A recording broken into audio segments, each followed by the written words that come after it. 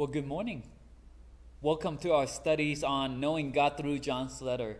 And this week we will be in our part 7, which is in 1 John chapter 2 from verse 28 to chapter 3 verse 10. The title will be Welcome, We Have Been Waiting. So I want to preface that during training I lost my wedding ring, so ordering another one, so don't let this distract you from what we will be talking about today. And in our session 6 last Sunday, John let us know that we need to be always ready. We need to be ready at all time. As Christians, we need to be diligent in verify everything that we heard, even from the pulpit or even from the people that we trust in the church. We need to verify that with the Bible. Because why? So that we do not fall into the snare of the devil. So this week we will be learning about the importance of being ready at all time. Welcome, we've been waiting. It's the response that people often give to their expected guests arrive. When people arrive, they say welcome. It's just a greeting, right? So who among us like spontaneous visitor? Maybe some of you like it, but not for me and my wife. We very not really excited about people showing up to our house unexpectedly. There are so many reasons, but the main reason is that we are not ready for the visitation. We like to prepare for visitation by cleaning up, get some snack ready, get our mind right, and get ready to be a good host. But when someone show up unexpectedly, everything is out the window. We panic, we nervous, we don't know what are we gonna do. So it's just hard for everybody.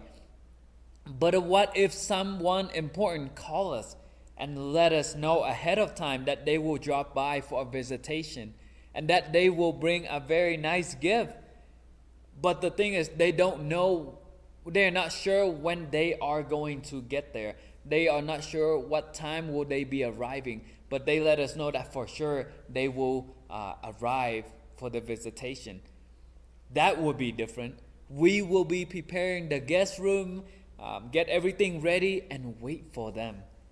Our expectation of their arrival form and shape our attitude. A pastor once said that expectation affects our behaviors. John let us know that God is coming back anytime now. What should our expectation be, and how does that affect our behaviors? Are you ready for God to coming back yet? If you have your Bible, I ask that you open up to 1 John chapter 3 from verse 28 to chapter 2 from verse 28 to chapter 3 verse 10. Sorry. I will be reading in ESV. And now, little children, abide in him, so that when he appears, we may have confidence and not shrink from him in shame at his coming. If you know that he is righteous, you may be sure that everyone who practices righteousness has been born of him. See what kind of love the Father has given to us, that we should be called the children of God, and so we are. The reason why the world does not know us is that it did not know him. Beloved, we are God's children now, and what we will be has not appeared. But we know that when he appears, we shall be like him, because we shall see him as he is. And everyone who thus hopes in him purifies himself as he is pure. Everyone who makes practice of sinning also practices lawlessness. Sin is lawlessness. You know that he appeared in order to take away sins, and in him there is no sin. No one who abides in him keeps on sinning. No one who keeps on sinning has either seen him or know him. Little children, let no one deceive you. Whoever practices righteousness is righteousness, as he is righteous. Whoever make a practice of sinning is of the devil, for the devil has been sinning from the beginning. The reason the Son of God appeared was to destroy the works of the devil. No one born of God makes a practice of sinning, for God's seed abides in him, and he cannot keep on sinning, because he has been born of God. By this it is evident who are the children of God and who are the children of the devil. Whoever does not practice righteousness is not of God, nor is the one who does not love his brother. Through this passage, John let us know that we all need to be prepared for God's coming very soon. John let us know that when God appears, we will recognize him because we have hopes and we have our expectation of his coming. Our goal is to welcome him with righteousness because that is the only way that we know him. In verse 28 and 29, John let us know that we need to be ready for God's arrival so that we will not be ashamed before him because we are ready. John reminded the believers about the last hour. No one knows when God is coming back. So we need to be always ready with expectation. The type of readiness that John mentioned is through righteousness. John mentioned that whoever practices righteousness is born of God. But the Bible tells us that our righteousness is rubbish in front of God. So how do we prepare our righteousness for God? There's only one way, and that is through Jesus Christ, his Son, by what he did for us on the cross to redeem us from our sin.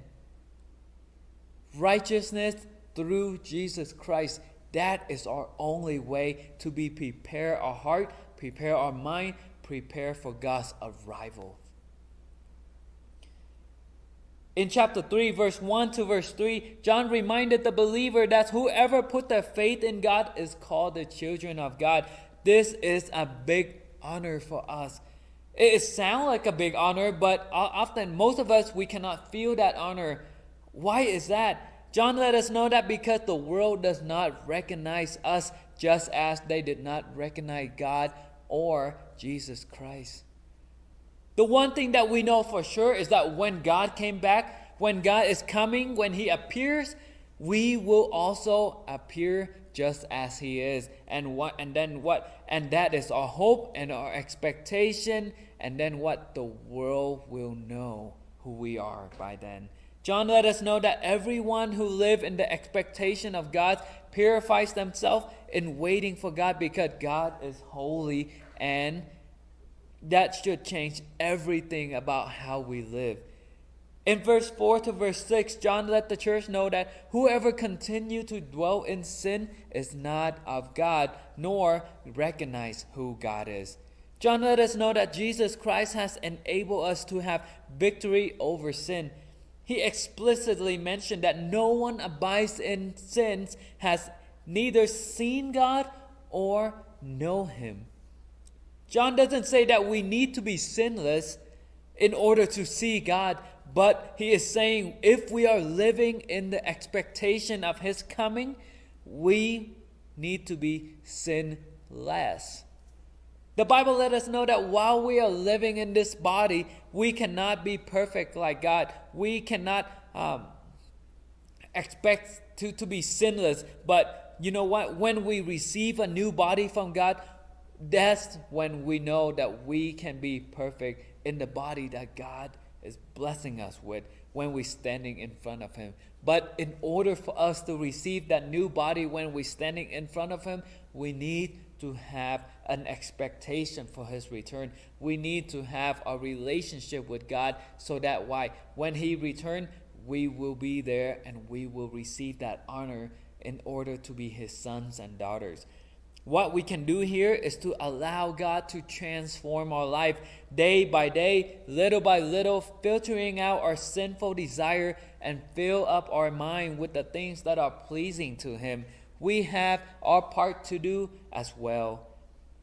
And that is to keep it clean and not to continue to mess up what God has been cleansing us from. We need to be intentional about abiding in him and stay away from sin.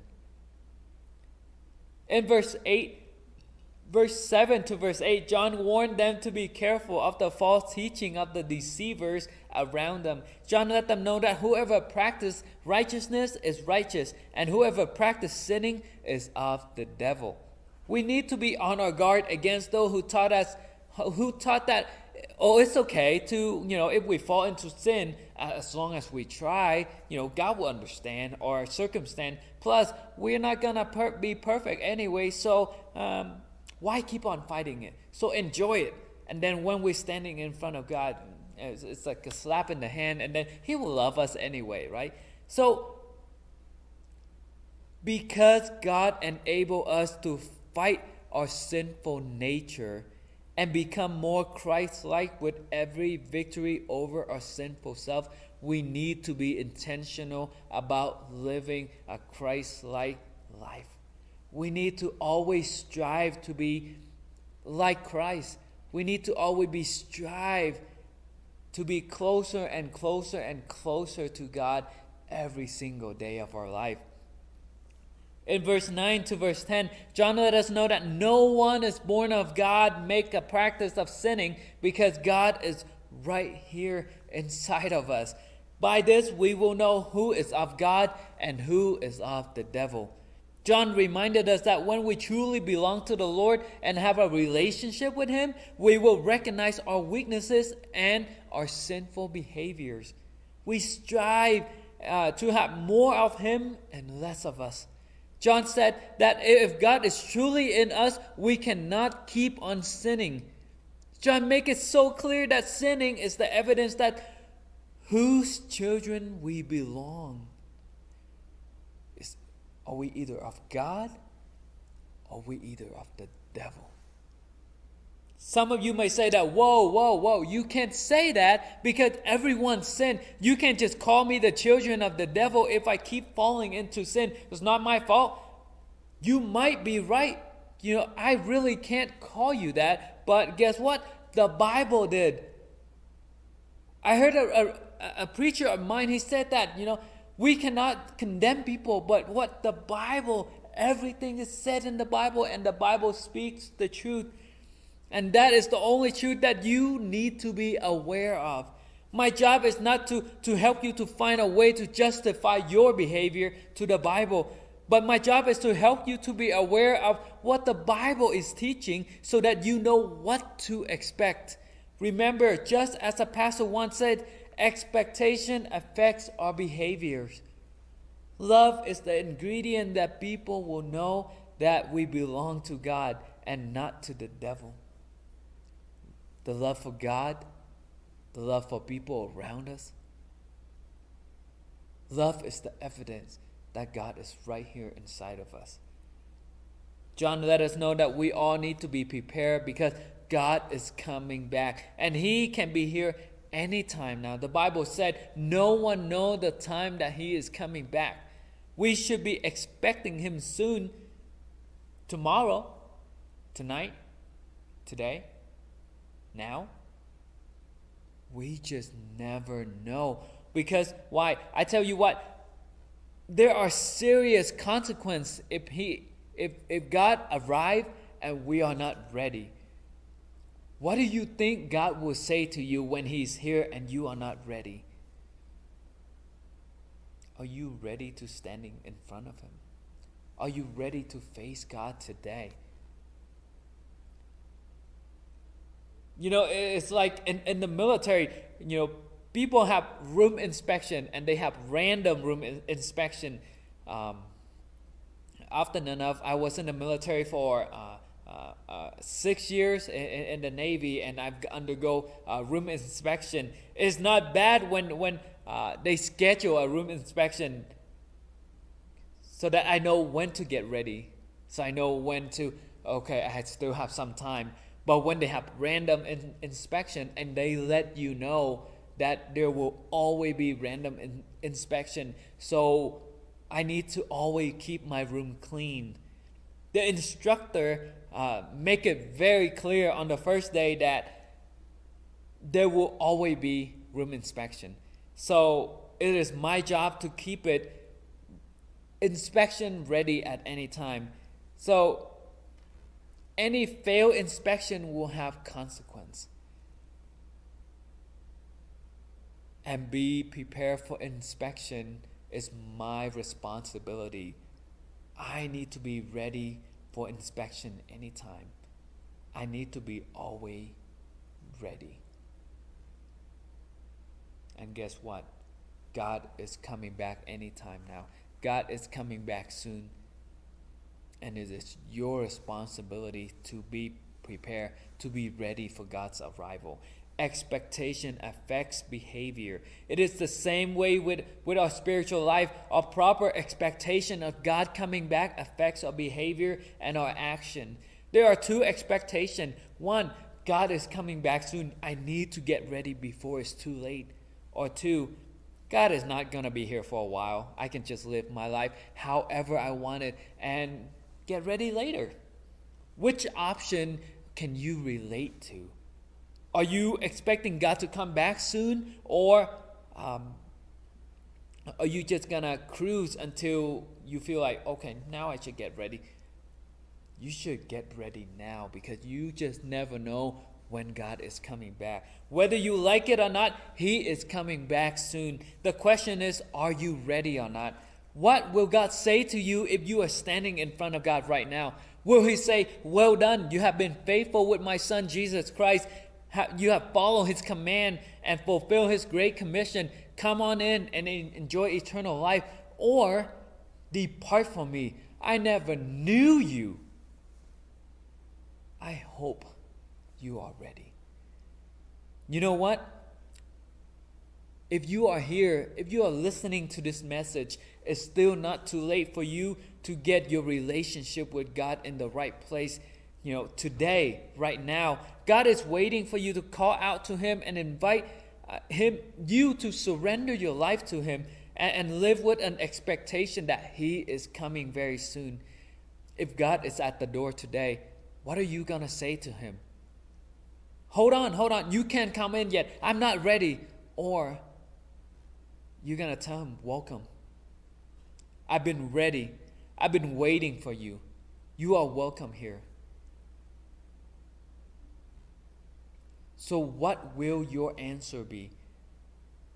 The only way that you can be ready is to have your relationship with Jesus Christ in the right place. Are you having your relationship with Jesus Christ? Do you really know Jesus Christ in your life, honestly and personally? Do you spend time with Him on a daily basis? Do you communicate with Him? Do you pray? Do you submit yourself to Him? If not, you might not have a relationship with God, and it's not too late right now. You can always get on your knee right now. Pray with God. Ask Him to show you how to have that relationship. Ask Him to show you how to submit yourself to Him. Ask Him to show you why do you need Him in the first place. And I hope that today it will be the day of salvation where you will know why you need God. You will know what is so important about God in your life. And I hope that you will have a chance to reconsider that in your life. It's not too late. You still have time right now, but don't wait, because you just never know when He is going back, when He is going to come back. So what are you going to say? Welcome, we're ready for you. Or are you going to tell God, not yet, I'm not ready yet? Which one are you? I hope you are ready. I hope you will get your relationship in the right place with God. And I hope that you have a blessed Sunday with your family. And together, I pray that all of you will find time to be with God, to be in a relationship with God, and to get ready for His return together. Have a blessed Sunday.